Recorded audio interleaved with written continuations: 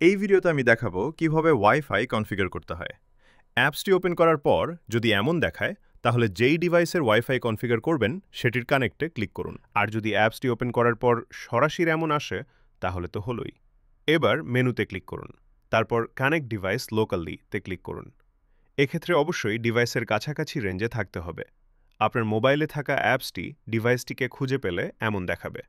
এখানে পাসওয়ার্ড না থাকলে ডিভাইসের বাম পাশে থাকা স্টিকার থেকে পাসওয়ার্ডটি দিন। তারপর কানেক্টে ক্লিক করুন। লোকালি কানেক্ট হওয়ার পর এমন দেখাবে। এখান থেকে বাম পাশে থাকা সেটিংসে ক্লিক করুন। তারপর নিচের দিকে ওয়াইফাই সেটিংসে ক্লিক করুন। এখানে সার্চ ওয়াইফাই বক্সে 2বার ক্লিক করুন। ডিভাইসটি তার পাশে থাকা ওয়াইফাইগুলির লিস্ট খুঁজে এখানে দেখাবে। এই লিস্ট থেকে আপনার ওয়াইফাইটি বাছাই করুন। তারপর ওয়াইফাইয়ের পাসওয়ার্ডটি নিচের বক্সে দিয়ে কানেক্ট বাটন ক্লিক করুন। কিছুক্ষণ পর ওয়াইফাই কানেক্ট হয়ে গেলে এরকম সাকসেস দেখাবে। এবার ক্লোজ বাটনে ক্লিক করুন। তারপর ব্যাক বাটনে ক্লিক করে নিচের থেকে আপগ্রেড বাটনে ক্লিক করুন। এভার ডিভাইসের ইন্ডিকেটরটি খেয়াল করে দেখুন খুব দ্রুত ব্লিঙ্ক করছে কিনা। যদি দেখেন ডিভাইস দ্রুত ব্লিঙ্ক করছে, তাহলে ডিভাইস আপগ্রেড নিচ্ছে। কিছুক্ষণ পর ডিভাইসটি স্বাভাবিক ব্লিঙ্ক করবে। তখন অ্যাপসটি সম্পূর্ণ বন্ধ করে দিন এবং পুনরায় ওপেন করুন।